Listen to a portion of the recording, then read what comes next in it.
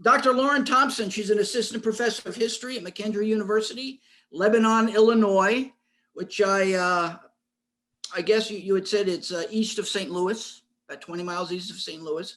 PhD at Florida State University, and her Master's of Arts at West Virginia University. And her book, Friendly Enemies, Soldier Fraternization During the American Civil War, published this summer by University of Nebraska Press. And she has also published an article in Civil War history, book reviews in various journals, and she has a chapter in a collection called A Forgotten Front, Florida During the Civil War era, which was published in 2018 by Alabama University Press. And she teaches a lot of courses at the university. I'll just read a few of them: Civil War era, African American history, race and ethnicity in US history, labor history and US women's history. You sound busy. And in January of 2019, she did receive McKendree University's Dr. Martin Luther King Humanitarian Award. And as we had mentioned earlier in the conversation, she was a seasonal ranger here in Fredericksburg during her graduate school years. So, Dr. Thompson, Friendly Enemies, Soldier Fraternization Throughout the American Civil War. Thank you so much. And thank you so much for having me tonight. I'm really excited to talk to you all about my new book. For those of you who have been on the conversation, the small talk we've been having before, this project has been in the works since 2008. So it is a decade plus long project. And so I'm very excited to tell you all about it. And I made a PowerPoint for tonight. And the reason I made it is just because I have some images. And so I'm going to kind of click to the lecture and then I'll click off so I can look at you all again. So I'll go back and forth, but I'm going to begin right now with my PowerPoint slideshow. So here we are. There is my topic, there is my name, and there is the cover of my book. And so I'm really excited again to talk to you. I am thankful in a way that, again, as we were saying, that I'm able to talk to you on a Monday night when normally I wouldn't be able to fly out to Virginia. But I also secretly wish we were at Brock's having dinner, sharing a beer, but maybe I will get to come eventually in the summer and talk to you about something else. But for now, here is my presentation on my most recent book. And so to kick things off, I just want to make sure I clarify what fraternization is. And so this famous painting by Mort Künstler is titled My Friend the Enemy. And fraternization is a term that's actually developed after the Civil War. So that made my research quite interesting because I couldn't look for the term fraternization because it wasn't yet developed. And so in modern military terms, fraternization usually means one of two things. One being that it is the communication or instances that happen between enlisted and civilians. Another modern day classification of fraternization is when officers are communicating or having instances or interactions with men or women in the ranks. And unfortunately, well, fortunately for me, my project deals with neither. In fact, my project looks at fraternization in the sense of enemies communicating. So tonight we will be looking at men in the ranks and some lower ranking officers, both on the Union and the Confederate side, and what interactions, communications, trading, and activities they have with one another. And so although the interactions between civilians and soldiers is a very important subject for the Civil War, as well as communication with enlisted men versus their officers, both of those are different projects. I actually have friends working on those projects. So those are something that's very large in its scope. So what I focus on is just between enemies. So one of the questions I always get when I talk about what my book is about is, how did you come up with this topic? So we're going to take a little blast from the past and go back to my younger self, the picture on the left is me giving the tour at Marie's Heights, working for our very own member, Greg Mertz. And I was a summer seasonal. I was working on my master's degree at West Virginia University with a Civil War scholar who also spent time working at the park. And so during the summers and holidays, when I would come down to the park, I became very interested in writing my master's thesis on something that was happening on or around the Battle of Fredericksburg. And the exhibit that used to be in the Chancellorsville Visitor Center, which is the photograph on the right, is Friendly Enemies. And that is the title of my book. So I took that, that used to exist at Chancellorsville Visitor Center, and it never was far from my mind during the whole decade I was working on this project. And I realized that that was something that I always wanted to come back to. So my book title is a nod to the park because that is where this project began.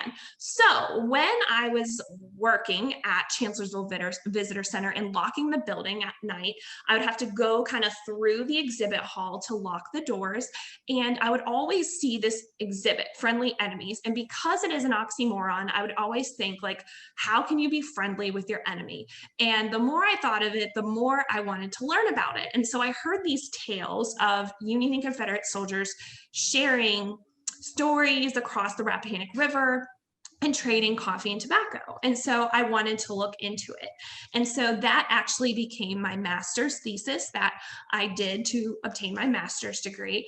And when I left West Virginia to go to Florida State to pursue my PhD, I wasn't sure if I would take that project with me. But before I gave up on the topic of fraternization altogether, I said, I want to know if it happened at other places in the war, or if it was just this one winter on the Rappahannock between the Army of Northern Virginia and the Army of the Potomac. And it was just the spring of 1863, and then it never happened again. So the way that I investigated this subject is I went to the archives. And so I want to talk a little bit about where I researched and what I found. So the first picture I'm going to show you really doesn't have to do with my book. It's just really cool. And since we all really like the Civil War, I thought I should show you. So I was on fellowship at the Virginia Historical Society in Richmond. And this right here, I pulled this out of a box to read. So I had my white gloves on, I looked up this soldier's name, and I pulled out his folder. And inside his folder were these two items. And so the item on the left is his diary. And as you can see, the bullet went straight through his diary. And then the item on the right was his pocket Bible. And you can see that the mini ball pierced the Bible, but did not go through into his chest because he had them stacked in his breast pocket. And so I can't even remember if when I was reading the diary, I even found anything, because just holding it, I felt like my hands were shaking because it was just so kind of empowering, but also just so interesting. But since I went there and found this in the archives, I thought that would be interesting to share with you all. So a little bit about my research is I went to 11 different archives in 8 different states. So I kind of went on a tour of the Deep South, and I went to archives in Alabama, Mississippi, Georgia, South Carolina, and then came up through Virginia. And then I spent a lot of time researching in the Mid-Atlantic at Pennsylvania, in Philly and Carlisle, and then in New York, Massachusetts. And then when I moved to the Midwest, I spent some time over here in Illinois and Missouri. And so as we know, soldiers' letters and diaries are housed all over the country. So I went straight to the sources, and I read 500 soldiers' letters and diaries. And of the 500 that I read, I found about 150 soldiers who either fraternized or documented their observations of fraternization. And so what my first kind of research question, what I want to share with you all, is who was a fraternizer? Which type of Civil War soldier is going to be the guy that's going to go out on the front lines and trade coffee and tobacco.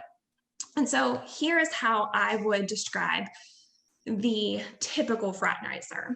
So of the men who I found that fraternized, they are from almost every state in the Union and the Confederacy, except for West Virginia, Kentucky, Arkansas, and Colorado. So I have an example from every other state.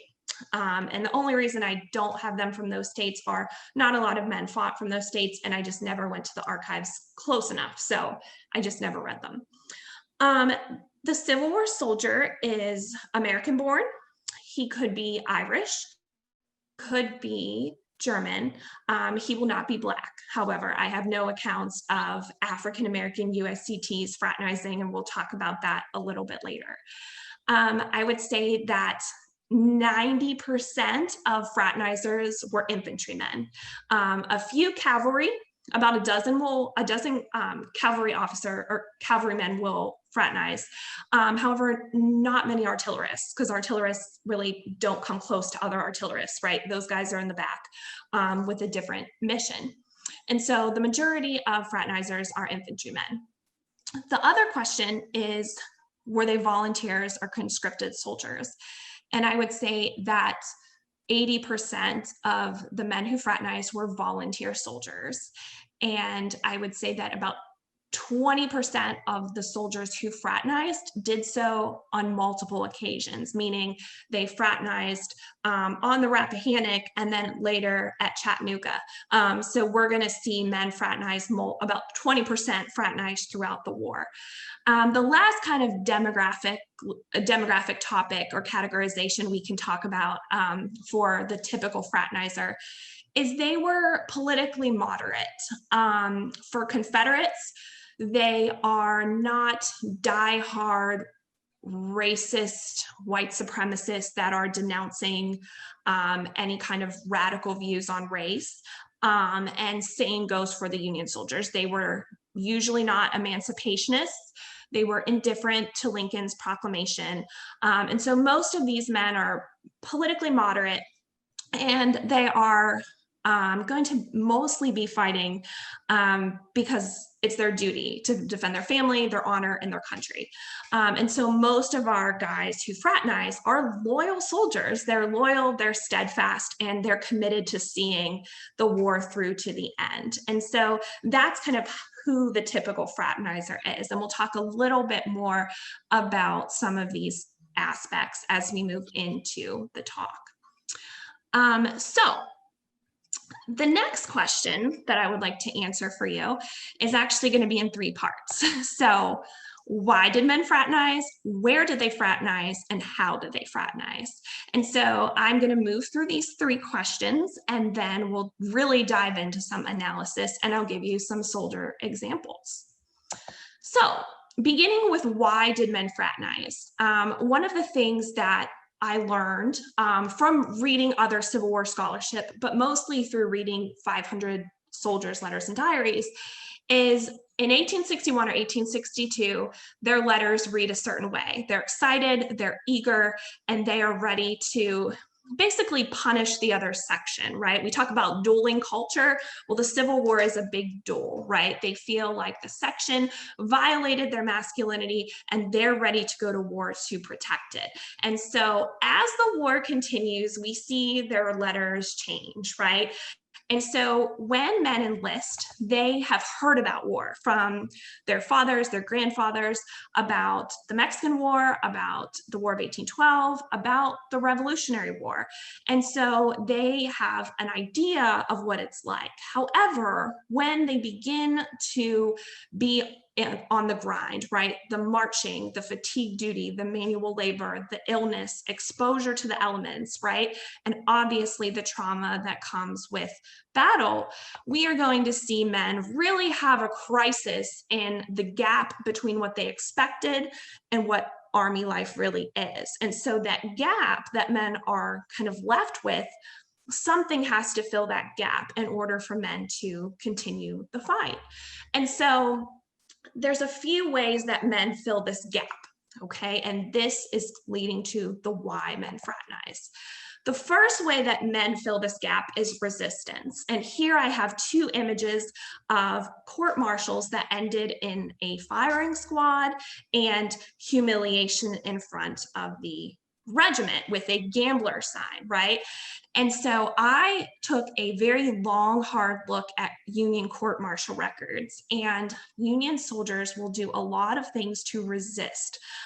Some will be very radical, like running away, bounty jumping, fighting their commander, drinking, and some will be a little bit more moderate forms of resistance, like refusing to do their duty, foraging and not coming back right away, or perhaps brawling with one of their regimental friends, right? That just turns into guys wrestling. And so what fraternization is it is a form of resistance because it's 100% illegal. And so fraternization is a way that men can push back against the high command, but also fill that gap between what they expected and the reality of war. And so here is actually an ordinance that's passed by General Robert E. Lee. And it's a special order. So we are going to see Hooker, Lee, Grant, Meade, and we're also going to see Sherman all pass orders throughout the war against fraternization. And so here's one that Lee is going to pass. Now it's super long, but it's aimed at the pickets, right? And he's telling his corps commanders that people cannot go outside the lines unless an authorized flag of truce, and no intercourse or conversation with the enemy shall be allowed. And so this right here is something that he sent to his corps commanders. He sent one of these at Fredericksburg and then later at Petersburg to say fraternization cannot be happening. Union armies are going to pass two articles of war, the 56th and the 57th article of war. The 56th is when it's disobedience of orders and conduct unbecoming of a soldier, which says that they would share victuals with the enemy. And 57 is giving army intelligence to the enemy. And so that we're going to see in the form of sharing newspapers, which I'll get to in a little bit. And so because fraternization is not allowed, it is a very I guess, interesting topic to study, because even though it's not allowed, not only do soldiers do it, but they write about it. They write about it all the time, and they write about it and they send it home and they're proud of it. So it's not just any form of resistance. It's a moderate, palatable, respectable form of resistance that soldiers do not they're not afraid to tell their families that they're doing it, and they don't criticize their comrades who do it. So it's got to be something else than just resistance. And that's the second part of this, which is what I call the culture of fraternalism. So our men came to war as citizens, and now as citizen soldiers, what men are going to kind of harken back to is how they dealt with setbacks during the pre-war period. And I have pictures of the Phi Sigma Society at the University of Mississippi, and then the sign of the Masons. And so fraternal lodges and different fraternal organizations are ways that men coped with the market revolution, the antebellum era, competing with other men. And so it was places where they could go, secret societies or open societies like taverns and bars, where they would replenish their spirit and be able to come together as men to have homosocial relationships of fraternity. And so the picture on the right is the camp. And so when men come to war, right, their close comrades, the men in their unit, are going to fulfill that. And so that culture of fraternalism is there. And what we're going to see with fraternization is occasionally it's going to expand across to the enemy line. And so the culture of fraternalism is not just reserved for your own comrades, but occasionally it will cross over into the enemy's camp or the enemy's space of combat. And so resistance plus fraternalism creates this perfect, I guess, idea of why fraternization is a way that committed soldiers are going to use the opportunity to replenish their spirit, fill that gap between reality and expectation, and also to control their circumstances. So the third example I don't have it on here because we're going to talk about it throughout the evening, but it is soldiers' resourcefulness, pragmatism, and their willingness to survive.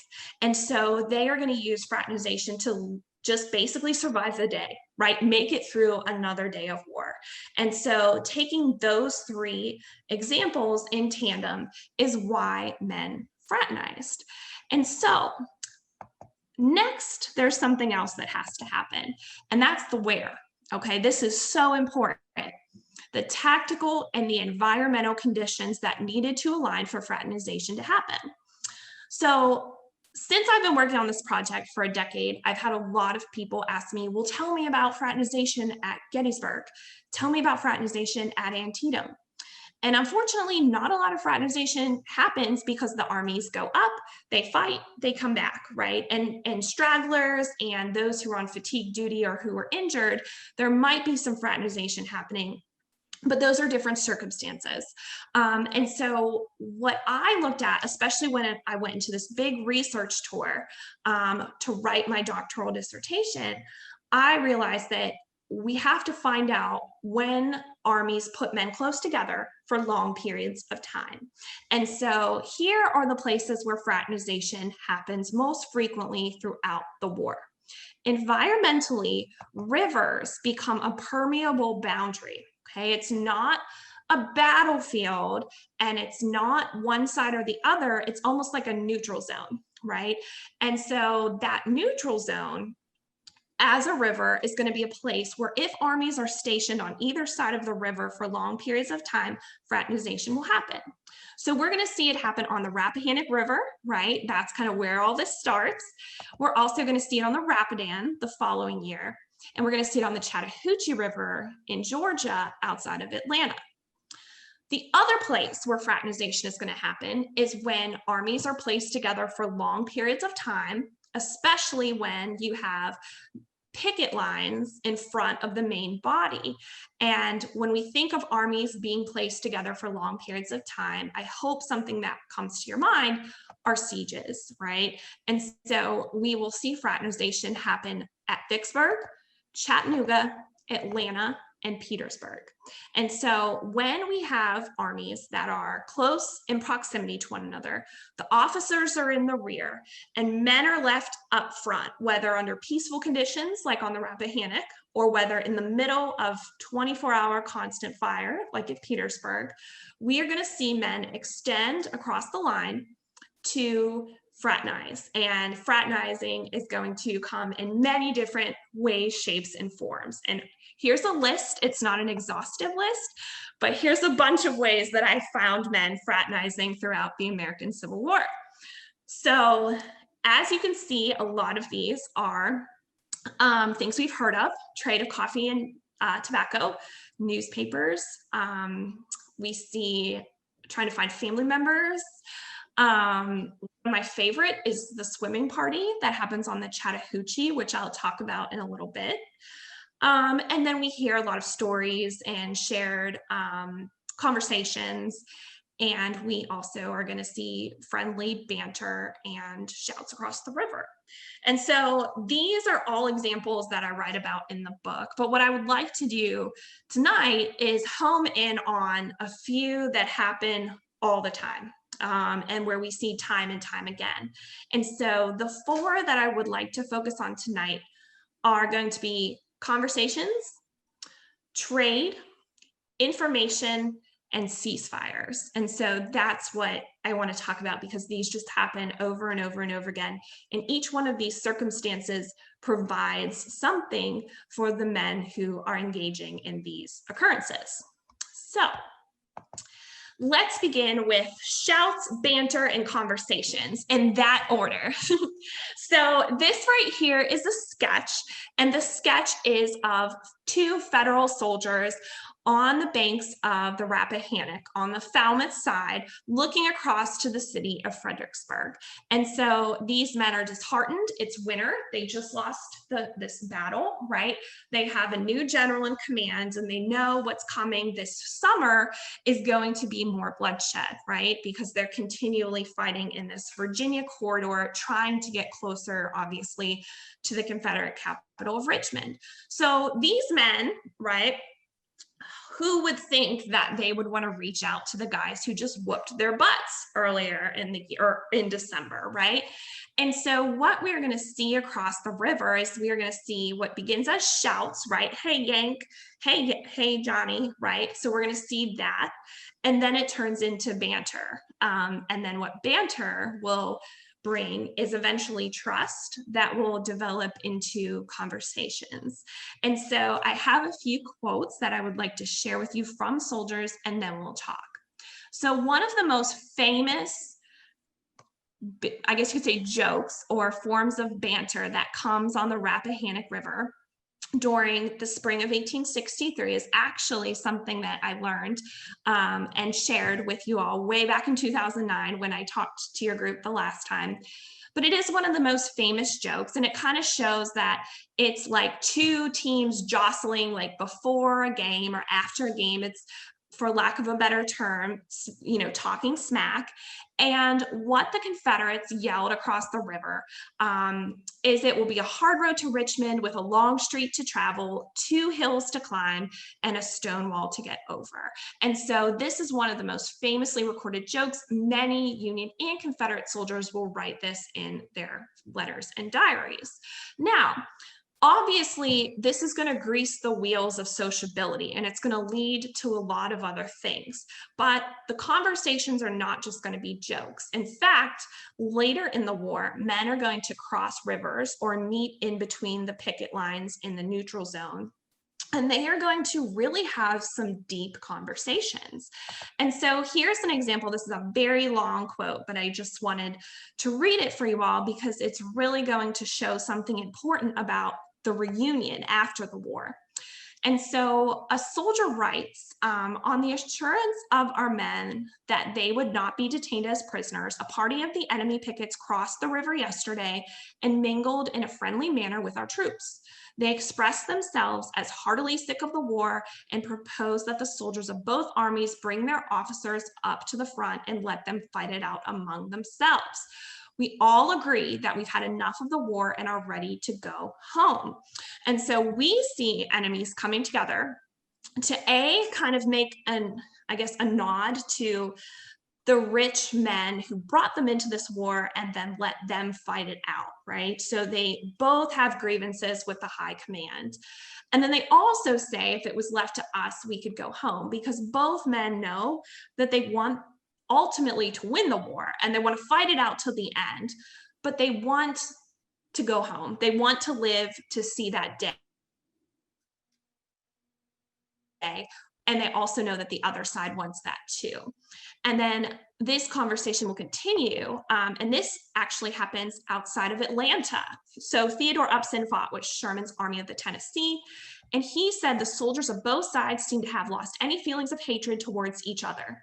And our boys say it was nothing unusual for men on both sides to come out of their works and trade and talk with each other. And so these are men who are veterans, right? This is July of 1864 and in Atlanta, right? And you would think the Confederates would be angry, right? Because the Army of Tennessee never won, right?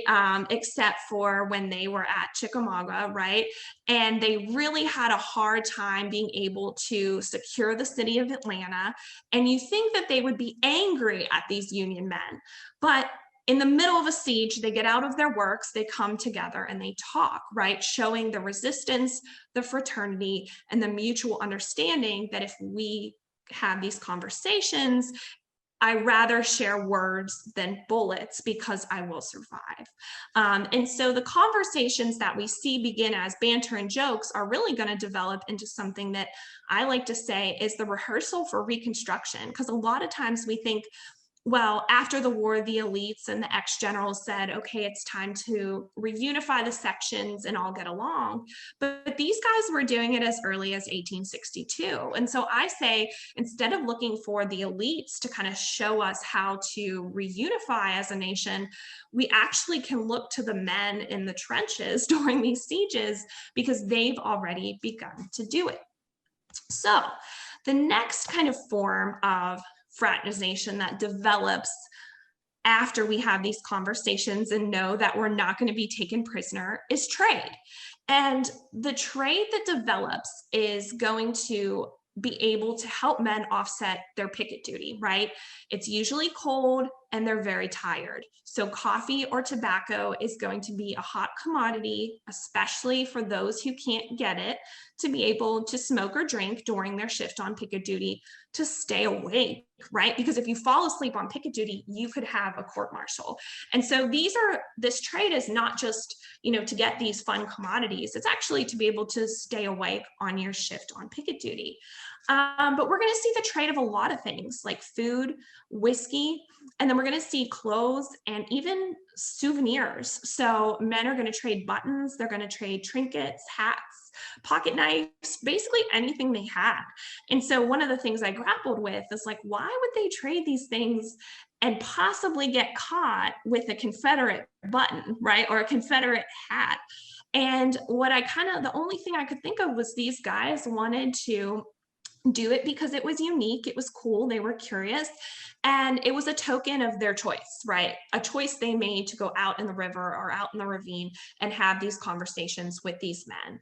And in some cases, soldiers would even send things that they traded home to their families because a lot of the mail was not censored. And so they would say, hey, I got this from a Yank today, I want to send it home for you to keep, right? So they were even admitting these interactions to their family and friends. And so I have a bunch of examples of trade, but I just want to show you a few. And so here we have a Georgian who is stationed on the Rappahannock. And this is one of my favorite kind of stories that come across the Rappahannock. It is deep, right? You can't really wade across it in most parts. And so what they would do is construct boats, little toy boats, the Monitor and the Merrimack, or the Billy and the Johnny, and they would put coffee and tobacco on the boats and send them across the river. And so obviously this was able to happen because the armies had orders not to fire on one another, but they were trading the coffee and tobacco during their shift on picket duty. And here we're going to see this happen on Lookout Mountain in November of 1863 before the battle at Chattanooga. And so we see men in the Western Theater doing it too. And as you can see, John Kennerly Ferris, he is a Confederate. And so he's on picket duty on the slopes of Lookout Mountain, kind of besieging Grant's men before Grant can open the cracker line, right? And so he says that we stand in sight of one another within speaking distance, but we never molest each other. But we're here as friends, almost if we belonged in the same army. And now we talk and trade with one another, exchanging coffee and tobacco, even though it is against orders. So they're admitting it's wrong, they're admitting they're breaking orders, but they also admit they're basically acting like they're in the same army and exchanging these products before they're going to slaughter one another on November 23rd. Another example I have, Ferris is also at Chesley Mossman is also at Lookout Mountain. And if you notice at the end of his account, he says, that again, it's against orders. We're very close to one another. And he says a good deal of chafing generally occurs, right? That banter, we know it's safe. And they swap paper, knives, and trade coffee for tobacco. Pen knives and coffee are in great demand in the Southern Confederacy, right? Because they don't have access to the coffee because of the blockade. And he said, I went after rations and he paid $6 for a hat. Now, obviously he wanted food, and he wanted a hat. So I'm guessing he didn't have a hat because $6 is a third of his monthly salary. So $6 in 1863 is a lot of money. And so if he spent $6 on that hat, I'm assuming he did not have one. So he wanted a hat to keep warm in the November cold. And last but not least, I have another example And this shows that men who fight in different theaters are going to bring their fraternization tendencies with them. So Richard Van Wyck, he was at Kelly's Ford. And so he was on the Rapidan and was able to see the fraternization. And when he gets to the Chattahoochee, he says, just like at Kelly's Ford, we began exchanging tobacco. And it goes on at an even greater extent. And besides this trade, there's a lot of talk and sentiment. And so he sees it happen in the Western armies and the Eastern armies, and he even goes on to say that it happened even more frequent in the Western armies. And that kind of proved one of my early hypotheses incorrect, because I thought Eastern men taught it to the Western armies when they went there, but Western armies were doing it in Vicksburg, and I'll talk about how they do it, but they were doing it too, and they kind of evolved simultaneously in the spring of 1863, despite being over 500 miles away from one another. And so that's the exchange of products. Now, another thing that soldiers would trade that deserves its own attention is the trade of newspapers. So in my book, I tease newspapers out from the general trade and make it its own chapter, which is information.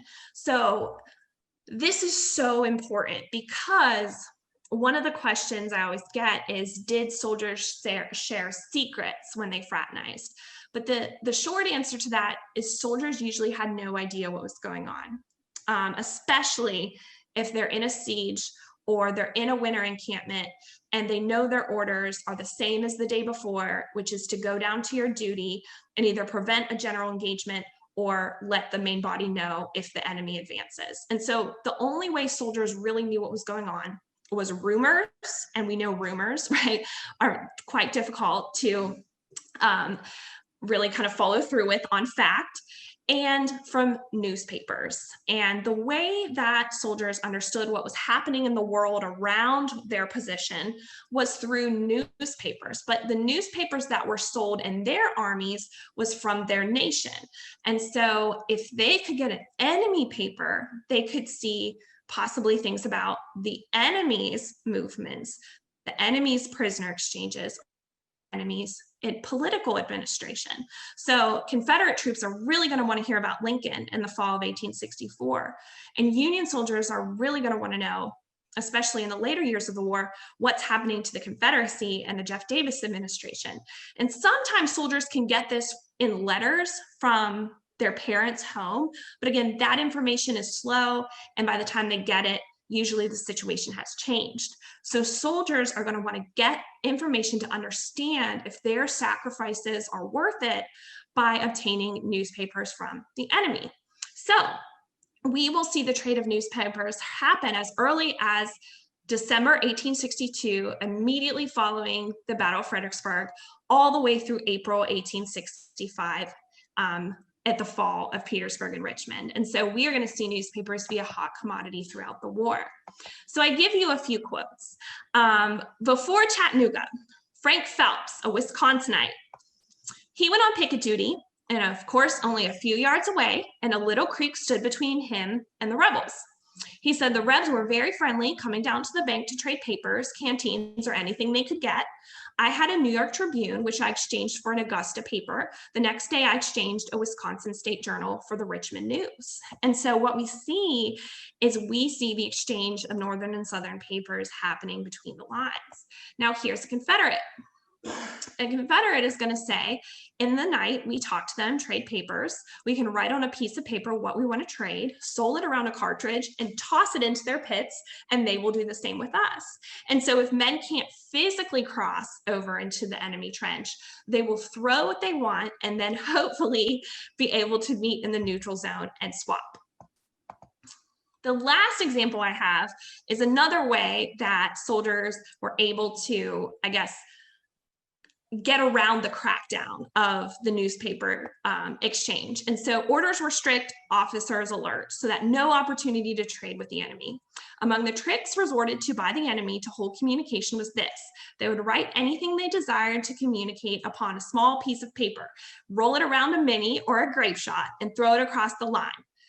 Two of the notes attached to the missiles read, "Johnny, will you trade papers with us? Meet me halfway. You need not be afraid of our shooting on you. Toss your reply over as I do this." And so I'm going to exit out of the PowerPoint so I can see your faces for a minute. So one of the interesting things about newspapers is that when I went to DC and I went to the National Archives and I looked at the court-martial records, there are about, I'd say, 36 cases specifically on Articles 56 or 57 of war, Union court-martial cases, where we have accounts of fraternization. And about half of them dealt with the trade of newspapers. And here's why. It was easy to catch. So if you think of a Union and Confederate guy swapping coffee or tobacco, right? They're going to smoke it, they're going to drink it, the evidence is gone, right? So by the time they come back from picket duty, if there is an inspection, they have no evidence on them. But a way that officers would crack down on fraternization is when men came back to camp, they would hold inspections.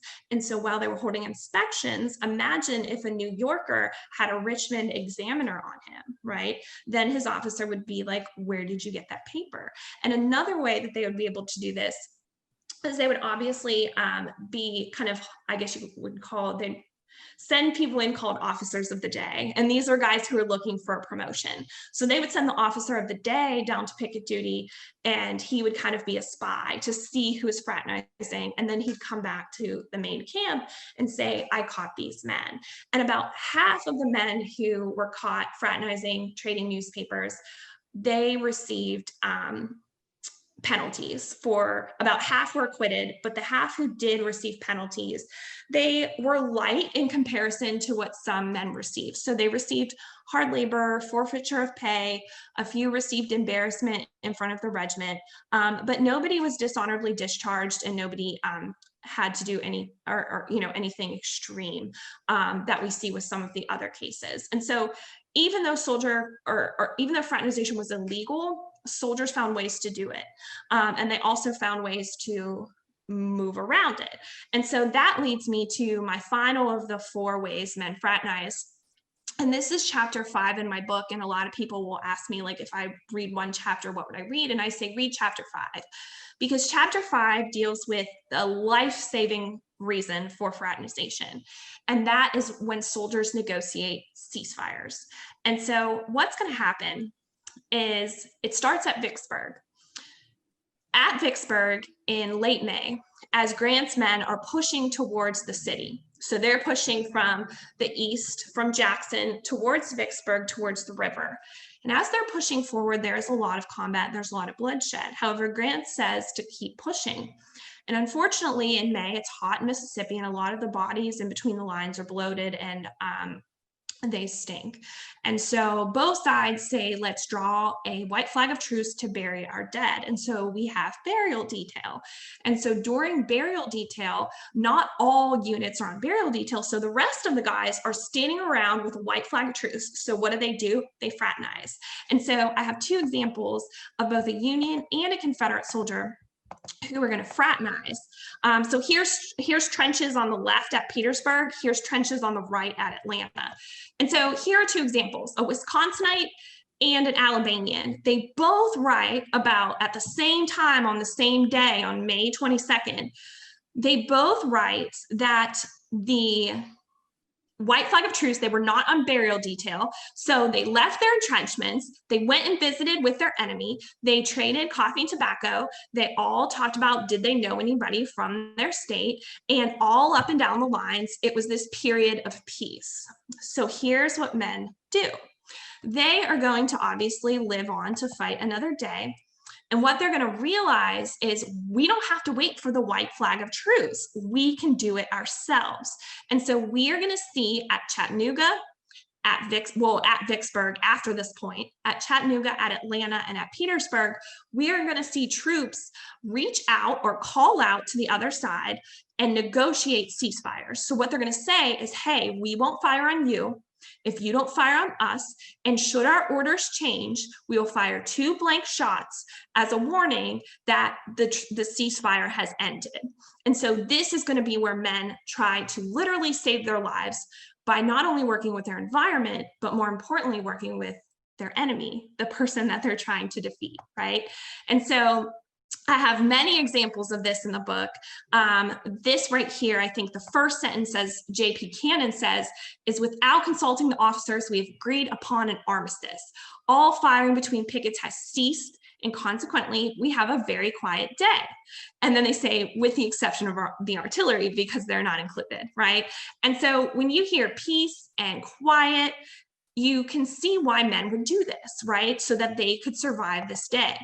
An Ohioan says the same thing, saying both sides agreeing not to fire on each other, and they have a friendly chat and everything is quiet, right? So it's peace in the middle of chaos. And then we see it time and time again. This is at Petersburg, John L. Smith. He has a fabulous account. And he says the Johns made an agreement with our pickets not to fire at one another. They're so close. And if either party should have orders to advance, they fire their first shots in the air to let us know the agreement was broke. And then we see it time and time happen again, an armistice, right? We agree not to fire on one another. And then this is one where we really can see it come full circle, is this New Yorker talks about how they were able to get out of their pits, walk around and talk with each other, and talking with each other, you would think we were best of friends. So even he is kind of flabbergasted by this armistice. But of course, men are going to take that opportunity in order to survive. And so why I think this is so important is we have to, I guess you could say, get the advantage of hindsight, right? Is we know what's going to happen. So for example, if a soldier was fraternizing in Atlanta in mid-August, right?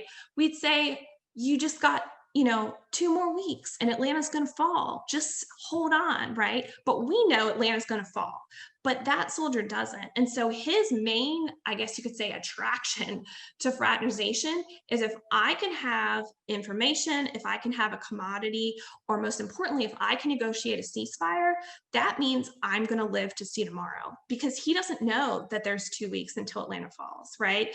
He is experiencing intense trauma to his body, his mind, his emotions. And if he can have relief and respite, even if just for a day, they're going to take it. But it's strange that they use their enemy to get that response and to have that space where they can literally let their guard down. And so that brings me to kind of the last point, which is the memory of fraternization. And this is so important because when we talk about the memory of the Civil War, right, it's very different when we look back 30 years on the war versus the day-to-day letters and diaries, the straight record of the wartime accounts. And so when I read accounts of fraternization in the post-war period, they're kind of divided up between these categories. Some men, they are older, they're in their 50s, 60s, so it's 1870s, 1880s, 1890s, and they're basically like, I want my family to know what I did when I fought in the Civil War. And so they write their memoirs, and the accounts of fraternization are very similar to the wartime accounts. So you have those guys. Then you have some guys who embellish their accounts of fraternization. They either happen at places where I didn't find fraternization, they happen between units who weren't there. So unfortunately, some guys, they'll tell me their unit they're in, but I'm like, they weren't at that campaign, right? So there's a little fabrication. And I think it's because a lot of soldiers want to push past the causes and the consequences of the war and reunify. And so reconciliation, fraternization becomes the perfect justification, right? You can say, well, look, we were getting along in 1863. We can get along right now, right? And so those guys embellish their accounts because I think they have a motive by writing their accounts of fraternization. And usually these accounts are more public. So they're published by a press, or they're found in magazines like the Blue and the Gray, the Confederate Veteran. And so they're read to a wide readership. So then you also have to kind of question the editor. What was the editorial process like? And then the third kind of group of post-war accounts of fraternization are actually written by the former high command, the ex-Confederate officers and the ex-slave holders. And these accounts, men write them even though they didn't take part in these accounts, but they definitely are writing them to kind of push the post-war narrative of the brother versus brother, the loyal, steadfast, honorable, respectable Confederate and Union brother versus brother narrative, right? And so they kind of steer clear of Reconstruction in terms of Jim Crow. They kind of steer clear about the causes of the war, of slavery, and they kind of want to push forward their narrative that let's just all be Americans again. And so fraternization after the war is a tricky thing, and it's kind of used as a tool of the time period, which is the 1890s and the 1900s, right? So it's kind of less about the soldiers who fought and did these actions, but more about how we can use their actions to shape the narrative of society at that time. And so fraternization as memory is quite tricky. But I think in the book, I give lots of examples to kind of show how it can be embellished and why you have to read it with a fine-tooth comb and definitely not take it as face value, because there might be an ulterior motive in using it. And so with all of that said, I know I talked about a lot of things, but I kind of want to wrap it up a little bit with talking about the significance of all this. And so the significance of, and I'll share it so I can see you all. The significance of fraternization is kind of what I've grappled with over the past decade, and I'm still learning about it because it's such an important part of an American, or of the American Civil War, or Civil War in general. And so what I guess can say the takeaways from fraternization is, and this is what I learned in my project, is that despite factors of victory and defeat, soldiers fraternized. Also, despite which theater they were in, right? Whether they were Midwesterners from Wisconsin or city boys from Boston, they did it. And it also evolved throughout the war, but it did happen in every year of the war. And despite continuous and stricter ordinances against it by the high command, soldiers still tried to do it, and they also tried to do it in a way that would be creative and work around getting caught. And so fraternization is definitely organic. I don't think the high command or soldiers themselves enlisted or started the war thinking that this was going to happen. It was about the environment. It was about the tactical positioning in spaces where men were close together for long periods of time, absent of the leadership. Also, the main kind of thing that we see is these men spoke the same language. They were of the same race, and they were mostly of the same Judeo-Christian faith. And so being of the same culture, the same race, and brought up in the same sort of American tradition, it was easy to relate to your enemy a lot more than what we'll see in wars that will follow in the 20th century. I think most importantly, fraternization provides nuance and complicates the dichotomies we make for men in the ranks. So unfortunately, we like to make these dichotomies of good soldier, bad soldier, coward, courage, right? A volunteer, a conscript, someone who's steadfast, someone who went AWOL, right? But what fraternization shows is there are some really steadfast, amazing soldiers. Some of these guys who fraternized would go on to be recipients of the Medal of Honor. They would go on to lead their regiments. They would see the war to the end. But they also were frustrated with their commanders. They were putting their bodies on the line. They were experiencing extreme hardship to their bodies and their minds. Their comrades were dying. And so it was a lot for them to deal with. And so just because a soldier fraternized does not necessarily make him a bad soldier, right? And so you can have soldiers who are great soldiers, but do bad things, right? And I think what fraternization really represents is a soldier's pragmatism and his resourcefulness, right? He used his environment, one that included the enemy, in order to survive. And I think the last takeaway in the significance of fraternization is that when we think about reunion and reconciliation, like I said, we usually don't say it started until after Appomattox. And usually we kind of learned about Reconstruction and reunion from the elites and the politicians. but I say it started with these men, right? It started as early as 1862. And so the rehearsal for Reconstruction started with them. Unfortunately, as I mentioned before, however, when USCTs were on duty, there was no fraternization between Confederates and men of color in uniform, because Union soldiers would say quite often that we knew when the USCTs were on duty because the Rebs never stopped their fire. They fired even more. So there was definitely not a ceasefire, because Black men in uniform to a lot of white Unions or white Confederate soldiers was kind of the coming of the New World Order and the emancipation that at this point seemed inevitable. And so it is this, fraternization is this, I guess you could say, rehearsal for Reconstruction, where people of color are left out.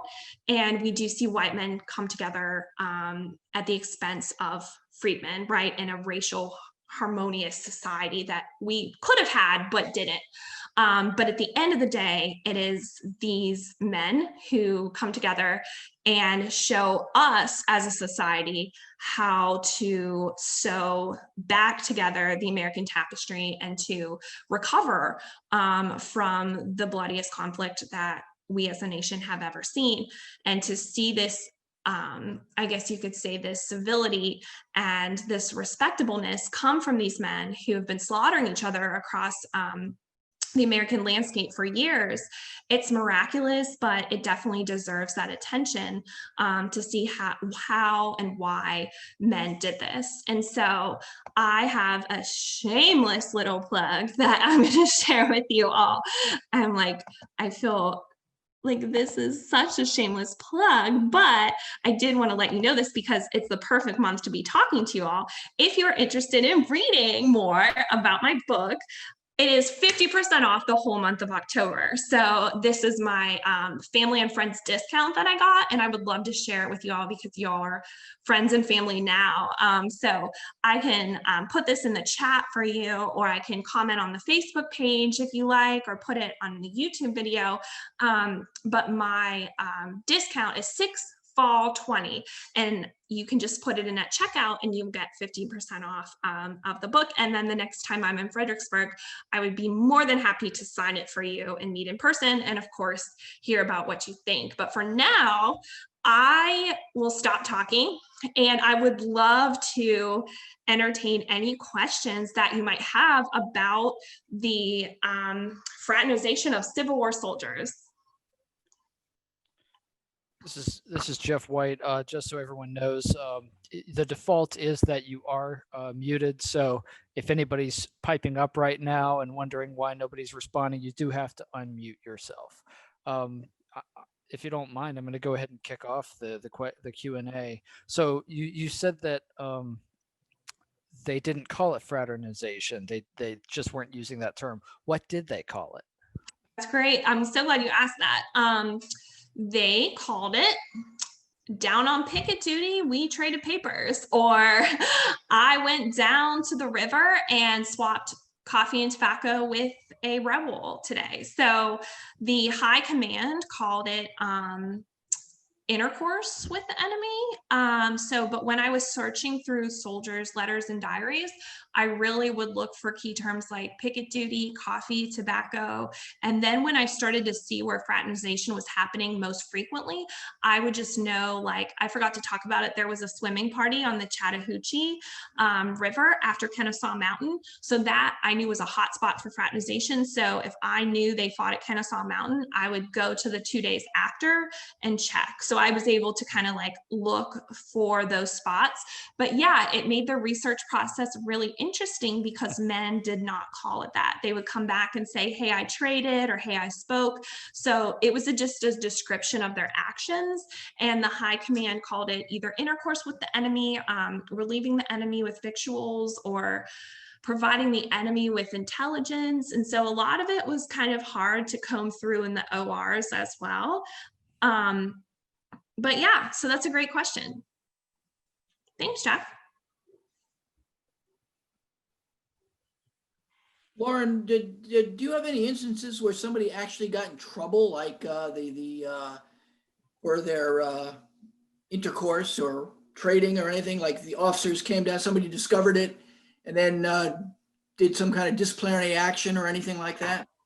Yeah, there's a couple instances where the officers would, this is actually really interesting because the mother actually writes a letter to General Meade asking him, because a Confederate at Petersburg was trading with a Union private, and that Union private's officer came out and took the Confederate prisoner.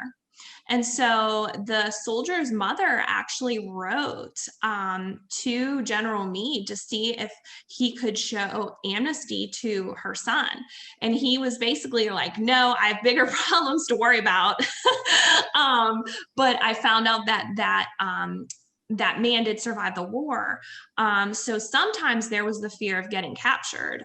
Also, men tried to trade, they tried to go over the river at Fredericksburg in the Rappahannock. It was 2 Union soldiers, and when they tried to wade through the river, they drowned because the current swept them down the river. And so fraternization had its own, I guess you could say, risks because of their life or capture, or obviously getting shot by somebody who didn't want to or honor the truce.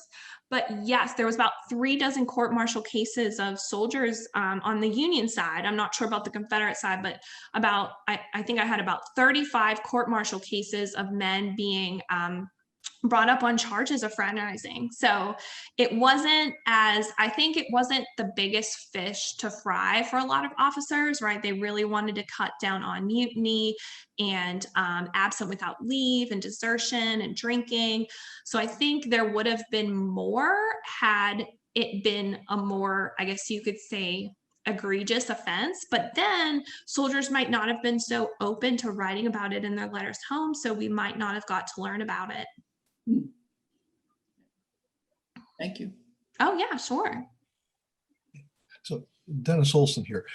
You talk mostly about enlisted. Were the commissioned officers also involved? Yes, so that's a great question. They actually see the commissioned officers, they see them doing it first, right? And so I think, and this is just what I'm thinking, is we do see commissioned officers during a white flag of truce, during burial detail, come out and talk with one another. There's been many instances where men are on picket duty, and like in one case, Mrs. Lee's coming through the line. So there's a white flag of truce, and it's because officers' wives are getting brought into camp, right? And so it definitely happens, and I think it's the way that men model their behavior. So men in the ranks are going to model their behavior off of what their commissioned officers do. But I also think it frustrates them, right? Because it reeks of privilege, right? Their wives get to come, they get to talk with each other. They're not out here in the freezing cold and rain. So I think officer fraternization is both the model and the catalyst for why soldiers fraternize. And I will say some NCOs also fraternize. A lot of sergeants and regimental commanders, they will take part in fraternization too. In fact, I read this one story of this one guy. He was a colonel, or well, he became a colonel from New York, but not at first. He really thought he was going to get promoted, and he didn't get promoted. Somebody else did. And he was so mad that on picket duty, he went out and stood in front of the trenches and traded papers. And he felt so much better that he broke, because he was you could tell he was never a rule breaker. And then when this happened, he was so mad, he went out and broke the rule. And then he felt you're not going to, commission me. Well, then I'm going to do this. And later he was a colonel, but it was just interesting that men who were lower ranking officers would take part in that too. So I think there's a huge thread, and I'm so glad you brought that up, because there is officers who do it, and that's where men kind of get the idea, but they also feel like, well, if they can do it, we're going to do it. So great question. This is Can I Jeff add- again. Can I add I'm one? sorry. Go ahead, Jeff. You can ask. You got a question or? Yeah, I did. I wanted to, Dr. Thompson, you mentioned something about politically moderate people fraternizing. Did you ever come across, and this is of interest to me in what I've researched, but did you ever come across people who were more at least maybe on the Union side, like abolitionist minded, and who just deplored this kind of behavior?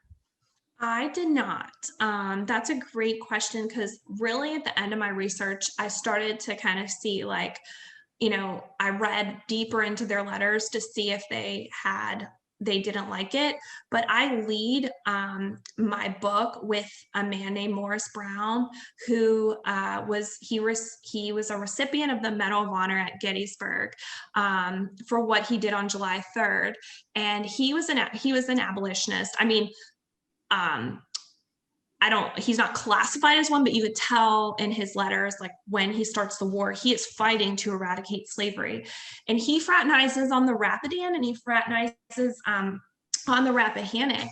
And so he's a fraternizer and he's an abolitionist. And then there's another man, his name is escaping me now. Oh, it's so good. He is an eloquent writer because he's a school teacher, and so was Morris Brown. He was a school teacher in New York, and he was a member of the Chi Psi fraternity at Hamilton College. And so, but this other soldier, he was so eloquent, and he is very opposed to slavery. Like, he is very openly like, it is a stain on our society. I'm fighting to eradicate it. And he fraternizes like 3 or 4 times at different campaigns. So with the abolitionists or men who are inclined and very openly anti-slavery, I see them participate in it too. And as far as the other end, Confederates who very openly, like very vehemently opposed to Lincoln or emancipation, I did not see them. I guess you could say I only found a handful of them, and I think one of them definitely fraternized, and a few others talked about what they saw when they saw men fraternize, but they didn't denounce it. So they weren't like, these guys fraternized and they're cowards. He was like, oh, so I went on picket duty and these are what they did. In fact, there was one instance where a conscripted soldier joined one of the units on picket duty. And I guess he saw an enemy coming out to trade papers, and he tried to shoot him, and his own comrades said they put their guns to him and said, if you shoot him, we'll shoot you, because they didn't want the arrangement to be disrupted. And the conscripted soldier, I guess, had like, I love how Greg's laughing. Yeah, they were literally like, if you mess up this arrangement, we will shoot you, and this is like a green troop. This guy comes down to the trench. He's like, there's a rebel. I'm going to shoot him. And they were like, touch him and we'll shoot you. And I was like, oh my gosh, like, it's just, when you think of it, you're just like, wait, you would shoot your own comrade instead of the people that you're at war with. I mean, because they really wanted to uphold these arrangements that they made. Thank you. Oh, sure. These are great questions, because these are the things that like I thought about during my research, and most of them are answered in the book, but some of them I still think about. I'm Jay Oakley. I read a book that was a fiction book, but it's about soldiers from both the Union and Confederate Army playing baseball between the battles of Wilderness and Spotsylvania Courthouse. Did you see any evidence of sporting events, wrestling matches, races, or anything like that?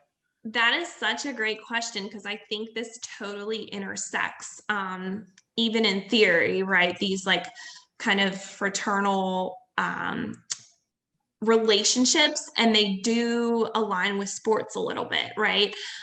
So the only things that I saw men do in between the lines was they played euchre, and they played other card games, and they drank together. Those were the only things I found. The only time I saw snowball fights or baseball mentioned by someone on the opposite side was they witnessed it. So I saw Confederate soldiers on the Rappahannock watching Union soldiers have snowball fights and play baseball. So they wrote about it in their diaries, but they didn't participate. So I did not find any of that, but that's a really good question. And I would really be interested to see if that happened during the Overland Campaign, because as we know, that is a tumultuous 3 weeks of combat from May 5th to May 21st to see something like that spontaneously pop out while these armies are, you know, in the middle of the campaign, that would be, you know, really interesting. It almost makes me want to go back and do more research and see if I can find it. So yeah, the short answer to your question is I did not see it, but I did see some card gaming, some drinking of whiskey, and then the observations of sports, but never the two sides coming together. Oh, and then in the Chattahoochee River, the men had a swimming party. So, you know, the guys got, you know, buck naked and jumped in to swim, and then the Confederates came and they were like, oh no, like, do we get our clothes on? Our muskets are up there.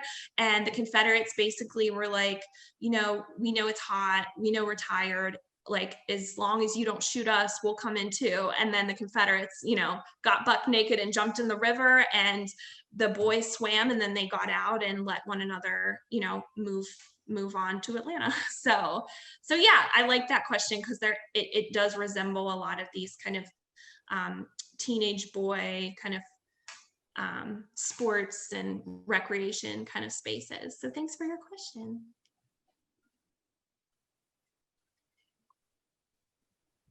Everybody's quiet, so I'll ask one more.